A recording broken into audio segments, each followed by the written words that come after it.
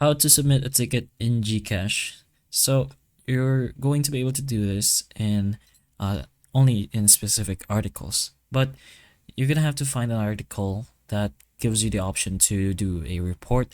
So let's say you go ahead here in the top right, which is their help center. Then you're gonna go to the need more support section, which is in the bottom. Press on get help. Let's go ahead and press on the show more articles. Now this option can be available in multiple articles, but there's one over here in the security and fraud. Go ahead here in the I notice unauthorized transactions in your GCash account and press on the click here to file a report. Once you press on that, it will show you option over here where you can put in information on your specific problem. So it's better to go ahead to the article that fits your problem the most. So once you're there, put in the details like your email and your name and everything else that shows over here, and what happened specifically.